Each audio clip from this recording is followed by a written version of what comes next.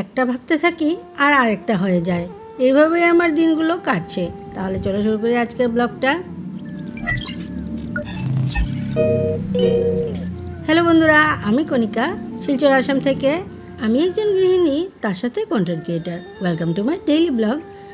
কাল রাতেই ভেবে রেখেছিলাম ঘুম থেকে উঠে আজকে মর্নিং ওয়াকে যাব। তাই অনেকগুলো প্রিপারেশন থাকে, সেগুলো সবগুলোই করে রেখেছিলাম।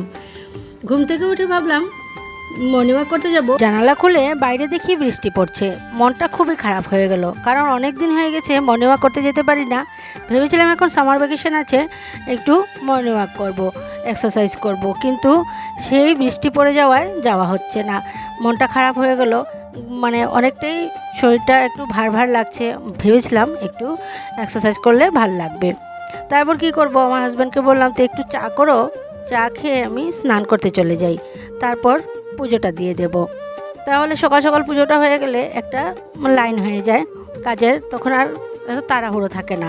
তো বাকি রান্নাবান্না থাকে, মেয়েদের দেখশুন, পড়াশোনা, এগুলো নিয়ে থাকি। যেহেতু স্কুল বন্ধ, ওদেরকেও একটু সময় দিতে হয়। তাই আমি চেষ্টা করছি যে ঘুম থেকে উঠেই আগে কাজকর্ম কিছু সেরে আমি পুজোটা দিয়ে দিচ্ছি। তারপর চলে গেলাম পুজো দিতে। এদিকে আমার হাজব্যান্ড আজকে বায়না ধরেছে যে নাকি আলু পরোটা খাবে। আলু পরোটা খাওয়ার জন্য আলু সেদ্ধও বসিয়ে দিয়েছে আর আটাও মেখে নিয়েছে। সে বাকি কাজকর্মগুলো এবার আমার। আমি একটু হিং আর কারি পাতা ফোড়ন দিয়ে পেঁয়াজ রসুন আর আদা দিয়ে আমি এটাকে আলুর সাথে ভেজে নিলাম। ভালো করে ভেজে স্টাফিংটা রেডি করে নিলাম। এবার এটাতে জিরে গুঁড়ো, শুকনো লঙ্কার গুঁড়ো দিয়ে এটা নামিয়ে নিলাম। আমার হাজব্যান্ড দেখছে যে একটু দেরি হবে, আর যেহেতু যাবে অফিসে, তাড়াহুড়ো লেগে যাবে, তাই আমাকে একটু হাতে হাতে সাহায্য করতে লাগলো। এদিকে আমি সয়াবিন তরকারিটার জন্য আলু আর পেঁয়াজ রসুনের সাথে আদা কষিয়ে আলুটা সেদ্ধ করে আলু 2 টুকরো রেখে দিয়েছিলাম, সেগুলো দিয়ে আমি মশলার সাথে ভালো করে কষিয়ে নিলাম। এবার সয়াবিন সিদ্ধ করাটাও আমি এটাতে দিয়ে দিলাম। এবার ভালো মতে কষাতে দিলাম। আর এদিকে আমার হাজব্যান্ড স্টাফিংটা ভরে নিয়েছে, তার এদিকে সয়াবিনের মধ্যে আমি জল দিয়ে দিলাম। এবার তরকারি হতে হতে আমি কিছু পরোটা বেলে নিতে পারবো।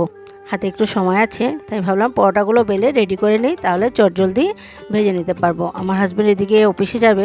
বুঝতেই পারছো, ঘুম থেকে উঠে অনেকগুলো কাজকর্ম করে স্নান করে পুজো দিয়ে আসতে আসতে আমার বেজে গেছিলো 9টা। আর আমার হাজব্যান্ড প্রায় সময় 10টার সময় যায় অফিসে, তাহলে দেরি হয়ে যাবে। 1 ঘন্টার মধ্যে এত কিছু রান্না করাও একটা টাফ ব্যাপার। তাও কি করব, বায়না যখন পুরা করতেই হবে। আর এখন তো সামার ভ্যাকেশন, এখন যদি একটু ভালো মন্দ রান্না করে না খাওয়াই, তাহলে তো স্কুল শুরু হয়ে গেলে আবার ডেইলি রুটিনের দৌড়াদৌড়ি শুরু হয়ে যাবে, তখন আবার কিছু করে খাওয়াটা একটু বেশি টাফ হয়ে যায়। তাই আজকে যাই হোক, যেমনি হোক করে খাওয়াবই, এটাই সিদ্ধান্ত নিলাম। এদিকে সয়াবিন তরকারিটা খুবই ভালো হয়েছিল। আলু পরোটাগুলো দেখতে পাচ্ছ। এদিকে একটু কাঁচা পেঁয়াজ, আমার হাজব্যান্ড বলেছিল ডিমও সেদ্ধ করার জন্য, কিন্তু একদমও সময় করতে পারিনি। 2 দিকে রান্না করছি, আর এদিকে একদমও সময় নেই। আর এইদিকে সবাই বসে পড়েছে, আর আমার একটু ভাজতে ভাজতে দেরি হচ্ছে, তাই সবাই একটা দুটো নিয়ে খাওয়া শুরু করেছিল। এবার আরও একটু একটু দিয়ে দিলাম। আমার বড় মেয়ের তো প্রায়ই আবদার থাকে, মা এখন আর কিছু করো না আগের মতন। আমি বললাম যে তোরা তো আগে ছোটো ছিলি, পড়ালেখার অত চাপ ছিল না, এত টাইম টেবিলও মেনটেন করতে হতো না, তোরা ঘরেই থাকতি, আমি তখন অনেক কিছুই করতাম। কিন্তু এখন তোদের টাইম টেবিল মেনটেন করতে গিয়ে আমার যে কী পরিমাণে দৌড়ঝাঁপ চলছে, সেটা শুধু আমিই বুঝতে পারছি। যাই হোক, আজকের ব্রেকফাস্টটা খুব ভালো হয়েছিল। সবাই মিলে মজা করে নিচে বসে খেলাম। তোমরা তো অনেকেই জানো, আমি অনেকবারই বলেছি যে আমার হাজব্যান্ড একটু এক্সট্রা খাবার দাবার খেতে খুবই ভালোবাসে। আজ তো খুবই খুশি হয়েছে, বলেছে যে নাকি 50 গুণ বাজারের তৈরি করা পরোটা থেকে ভালো হয়েছে। অ্যাকচুয়ালি কি ফ্রেশ তো, ঘরে বানানো জিনিস, তাই খেতে একটু বেশি ভালো লাগে। গরম গরম রান্না করে খেতে ভালোই লাগে। তারপর কি করব, কিছু সময় বসে একটু কাজকর্ম করলাম, টুকিটাকি মোবাইলেও একটু ভিডিওর কাজকর্ম করলাম। তারপর এসে বললাম আবার দুপুরে রান্নাবান্না করতে। মেয়েদের বিকেলে এক্সট্রা ক্লাস আছে, ওদেরকে নিয়ে যেতে হবে। তাই এদিকে আমি চটজলদি রান্না করার জন্য একটু মিক্স ভেজ করলাম আর মাছ। এদিকে মিক্স ভেজের জন্য সব সবজি টবজি কেটে আমি ধুয়ে টুয়ে নিলাম। আর এদিকে চাপিলা মাছটা রান্না করব বেগুন দিয়ে। বেগুন দিয়ে রান্না করলে ছোটো মাছগুলো খেতে বেশি ভালো লাগে। এদিকে সব সবজি টবজি কেটে ধুয়ে টুয়ে নিলাম।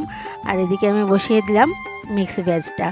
এটাতে বড়িও দেওয়া যেত, কিন্তু এখন যে আমি বড়ি আনাবো এই সময়টুকু আমার কাছে নেই।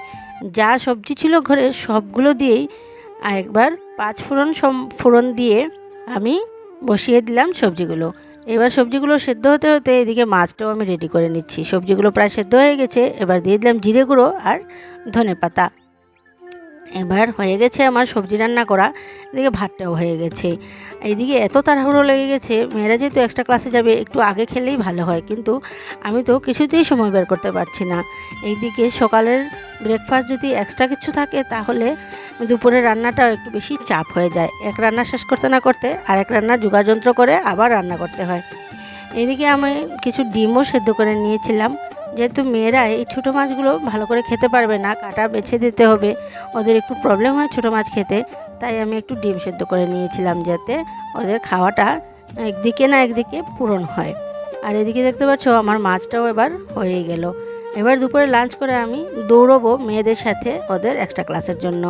লাঞ্চটা কিন্তু তাড়াহুড়োর মধ্যে যাই করেছিলাম খুবই ভালো হয়েছিল। চাপিলা মাছটা শুধু আমি আমার হাজব্যান্ডই খেয়েছি, মেয়েদেরকে আর দিইনি, ওরা এই কাঁটাগুলো খেতে পারবে না। যাই হোক, সময় মতন আমার হাজব্যান্ডও এসে পড়েছিল, তাই আমার হাজব্যান্ডকে আর মেয়েদেরকে দিয়ে তারপর আমিও নিয়ে বসলাম দুপুরের লাঞ্চ। সবজিটা খুবই ভালো হয়েছিল খেতে। তাড়াহুড়োর মধ্যে যে দুটো আইটেমই আমি রেডি করেছিলাম দুটোই হয়েছিল ভালো। তাহলে তোমাদের আজকের ভিডিওটা কেমন লেগেছে অবশ্যই আমাকে একটা কমেন্ট করে জানিও। আজকের মতন আর ভিডিওটা এখানেই শেষ করছি। তোমরা সবাই সুস্থ থাকবে, ভালো থাকবে, নিজের শরীরের প্রতি যত্ন রাখবে। Tata, bye bye, good night, sleep tight, love you all. ফিরে আসছি আবার নতুন একটা ব্লগ নিয়ে।